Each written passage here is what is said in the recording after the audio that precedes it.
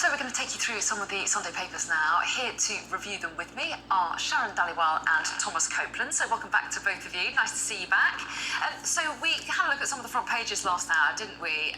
This time we're delving inside. And Sharon, you spotted a piece inside The Observer this morning saying your children could be radicalised over the summer. This is a warning from the Metropolitan Police. Yes, so this particular piece is speaking specifically about Muslim radicalisation and terrorism. And what it is the Met Police have sent out letters to schools to forward on to parents to say, keep an eye on your kids, these are things to look out for. And it seems to be a very kind of like a very targeted campaign, and it's from Prevent itself. And you have to be really careful here because essentially it's furthering a kind of like it's making a certain community that is already vulnerable even more vulnerable. It kind of like adds more scrutiny to them.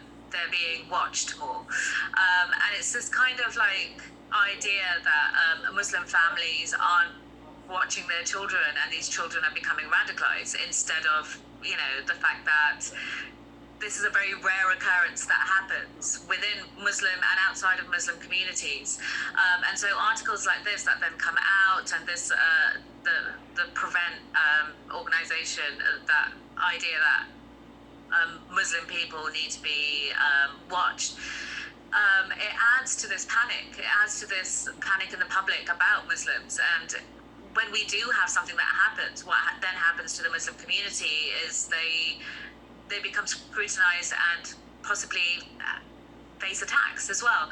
So we have to be really careful about the kind of messaging that's put out here, because we need to keep an eye on what's happening around in the world.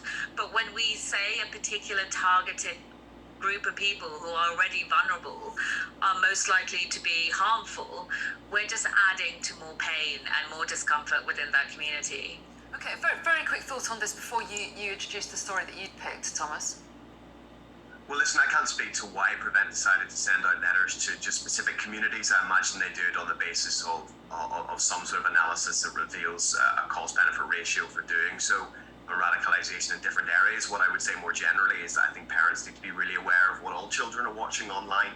That includes sort of the sort of radicalisation that's this particular piece is talking about, Islamic radicalisation, but actually all forms of radicalisation, and the grooming online in the summer is an extended period of time when children are around computers.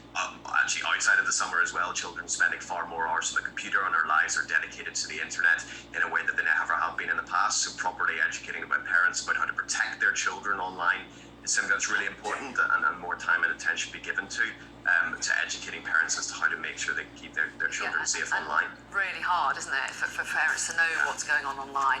And so, Thomas, what you wanted to talk about was the front page of the Sunday Times, and they're focusing on what it's like being a full-time GP at the moment and the impact that some GPs' decisions could make. That's right. It's a great piece by Tom Calber in the Times. He's their data projects editor, so as you can imagine, there's quite a lot of data in it. One stat jumps out at me. Despite GPs earning an average of 100,000, just over £100,000, a third, 1 in 3, are considering quitting within 5 years. The article talks about GPs' working hours being down nearly 10 hours per week since 2001. GP numbers themselves fallen by nearly 2,000 since 2015. And because, of course, the way that our system operates, GPs are the gateway to the NHS. That means they're really critical in terms of that backlog, that waiting list of 6.6 million people waiting for NHS treatment. And you've got an aging population that's contributing to that as well. So the reason, an inability to access your GP is part of the reason why around 11% of us end up deciding after trying to get our GP, I've had enough of this and just go straight to A&E. And then that contributes to a whole other backlog and a problem that you're seeing in A&Es up and down the country.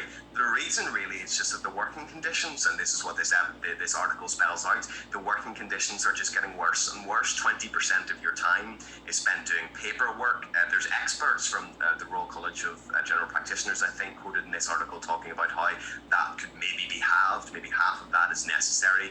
Consultations reduced to nearly 10 minutes at a time. I mean, even from a GP's perspective, that's really not long enough to kind of build up the kind of relationship that you want to with your patients, and trying to fit in more people, more hours in the day, trying to fit more people who are trying to come to see their GPs. You've got an aging population and a growing population.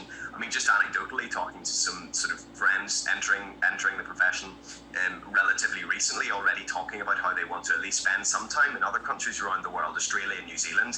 And it's not about being paid more. I think that's really key. £100,000 puts GPs in probably the top 5%, maybe even lower than that in terms of earning in the country. There comes a point at which there's a huge salary, and that's great, but those working conditions and those working hours just aren't enjoyable. And going elsewhere in the world means that you can access far better working conditions. Yeah, Sharon, recruitment and retention of doctors, both GPs and more broadly, is a really key issue, isn't it? And we're getting the Tory leadership candidates laying out their plans for the NHS. How important do you think that aspect of it should be?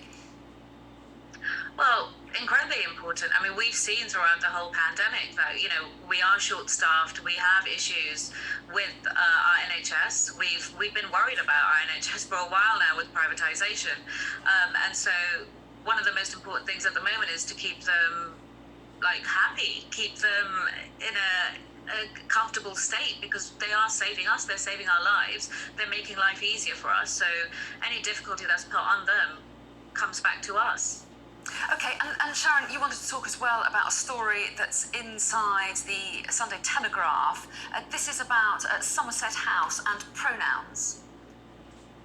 Yes, so Somerset House has made their toilets gender neutral, and some people are unhappy about that, saying that there aren't any safe women-only spaces left in Somerset House, since they decided to do that. And what we've noticed that's been happening a lot in the media is this anti-trans, anti-non-binary rhetoric that's kind of been peddled quite a lot. So these kind of articles, whether it was an internal conflict within Somerset House, has become a piece within a newspaper to continue that conversation, where it continues this whole gender critical idea that women don't have safe spaces because of toilets, because of where you choose to go to a toilet.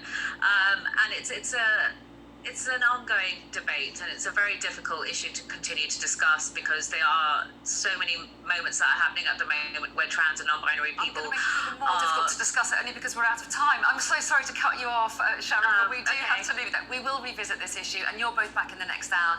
But Sharon and Thomas, for the moment, thanks very much indeed. More coming up. Stay with us.